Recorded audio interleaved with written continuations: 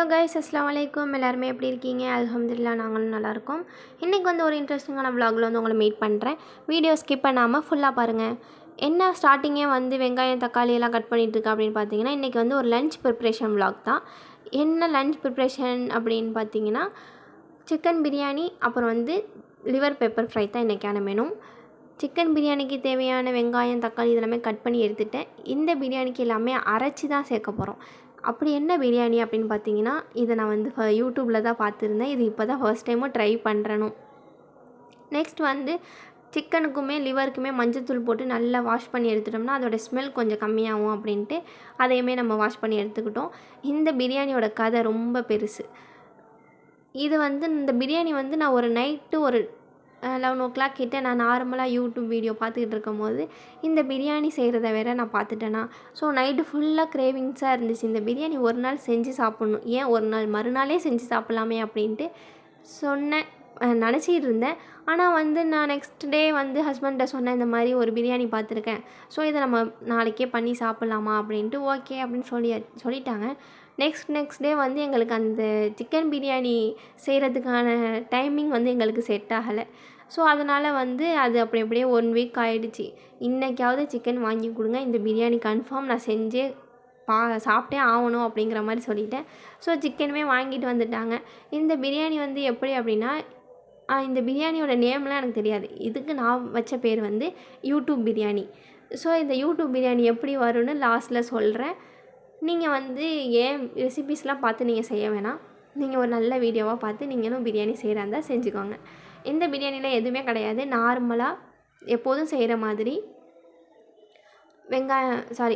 Oil ஊற்றிட்டு பட்டை கிராம்பு பிரியாணிக்கான தேவையான ஸ்பைசஸ் எல்லாமே ஆட் பண்ணிக்கோங்க. வெங்காயம் போட்டுட்டு அது நல்லா வதங்கினதுக்கப்புறம் இஞ்சி பூண்டு போட்டு நல்லா வதக்கி எடுத்துக்கோங்க. நெக்ஸ்ட்டு வந்து கொத்தமல்லி புதினா பச்சை மிளகாய் இது 3மே அரைச்சி ஆட் பண்ணியிருக்கேன். அதுக்கப்புறம் 3 தக்காளியுமே நல்லா அரைச்சி ஆட் பண்ணியிருக்கேன். இது நல்லா மசாலா நல்லா எண்ணெய் பிரிஞ்சு வர வரைக்கும் கொஞ்சம் ஹை ஃப்ளேமில் வச்சுட்டு அதுக்கப்புறமேலு சிக்கனை போட்டு அந்த மசாலாவோட ஒன்று சேர மாதிரி நல்லா மிக்ஸ் பண்ணணும். மிக்ஸ் பண்ணதுக்கப்புறம் நமக்கு தேவையான அரிசி எவ்வளோ அப்படின்ட்டு தண்ணி ஆட் பண்ணிக்கணும். தண்ணி ஆட் பண்ணோன்னா தண்ணி நல்லா கொதிச்சதுமே ரைஸை ஆட் பண்ணிவிட்டு தம்மில் போடுற வேலை மட்டும்தான் இந்த பிரியாணி. ரொம்ப சிம்பிள் தான். ஆனால் இந்த பிரியாணி பேர்லாம் எனக்கு தெரியாது. ஆனால் நான் வச்சது யூடியூப் பிரியாணி. நீங்கள் என்ன பேர் வேணுமோ வச்சுக்கோங்க. ஆனால் எங்கள் வீட்டில் நான் சொல்லி ஏமாத்தின பேர் என்ன அப்படின்னா, கீரனூர் பிரியாணி அப்படின்னு சொல்லி தான் நான் சொல்லியிருந்தேன். ஆனால் அந்த பிரியாணியை பார்த்து தான் நான் அந்த வீடியோ பார்த்து தான் நான் இது பண்ணினேன். ஆனால் இது தான் அந்த ஊர் பிரியாணி அப்படின்னு எனக்கு தெரியாது. இது ஆனால் நான் செஞ்ச பிரியாணி அப்படின்ட்டு சொல்லி நான் அப்படியே டாப்பிக்கை மாற்றிட்டேன். அதுக்கப்புறமே வந்து கவுண்டர் டாப் எல்லாமே ரொம்பவே மெஸ்ஸியாக இருந்துச்சு. ஸோ அதையுமே நல்லா க்ளீன் பண்ணி எடுத்துக்கலாம். தம்மில் போடுற டைமிங்கில் இந்த பக்கத்தில் உள்ள வேலையெல்லாம் பார்த்துடலாம் அப்படின்னு சொல்லிட்டு ஒரு வேலையாக பார்த்துக்கிட்டு இருந்தேன்.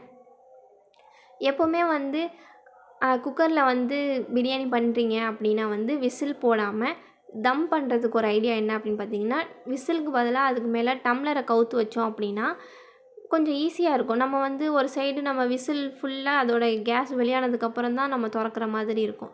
இப்படி போட்டிருக்கோம் அப்படின்னா வந்து டக்கு நம்ம திறந்து பார்த்துக்கலாம். நெக்ஸ்ட் வந்து நான் ஒரு அபாயா ஆர்டர் பண்ணியிருந்தேன். அந்த பார்சலுமே ரிசீவ் ஆகிடுச்சு. ஸோ அதையுமே அன்பாக்சிங் பண்ணிடலான்ட்டு அதையுமே ஓப்பன் பண்ணி பார்த்துக்கிட்டு இருந்தேன். இது ரொம்ப மாடலான அபாயாலாம் கிடையாது. நார்மலாக ப்ளெயின் அபாயா. ஸோ ஹேண்டில் மட்டும் ஒரு ஸ்டோன் ஒர்க் இருக்கும், அவ்வளோதான். அபாயாவை பார்த்த இன்ட்ரெஸ்ட்டில் வந்து கிச்சனில் இருக்கிற சாப்பாடு என்ன ஆச்சு அப்படிங்கிற மாதிரி தெரியலேன்ட்டு அப்புறம் வந்து பார்த்தா எல்லாமே கொஞ்சம் நல்லா தான் இருந்துச்சு. ரொம்ப அடி பிடிக்கல, ஒன்றும் ஆகலை. ஸோ நம்மளோட சிக்கன் பிரியாணியுமே யூடியூப் பிரியாணியுமே ரெடி ஆகிடுச்சு. பார்க்க நல்லா தான் இருக்குது. சாப்பிட்டா தானே தெரியும் எப்படி இருக்கணும் அப்படின்னு மைண்டுக்குள்ளே ஓடிக்கிட்டு இருந்துச்சு. பட் ஆனால் சாப்பிட்டுட்டு எல்லாருமே சூப்பராக இருக்குது அப்படின்னு சொல்லி சொன்னாங்க. வீட்டில் எல்லாருமே சாப்பிட்டுட்டு பிரியாணி சூப்பராக இருக்குன்னு சொன்னாங்க. என்னுடைய யூடியூப் பிரியாணி விலாக் எப்படி இருக்குது அப்படின்னு சொல்லிட்டு நீங்கள் எனக்கு கமெண்ட் பண்ணுங்கள். இது வரைக்கும் வீடியோ ஃபுல்லாக பார்த்தவங்க எல்லாருக்குமே தேங்க்யூ ஸோ மச். நெக்ஸ்ட் ஒரு இன்ட்ரெஸ்டிங்கான விலாக் வந்து மீட் பண்ணுறேன். ஓகே, பாய்.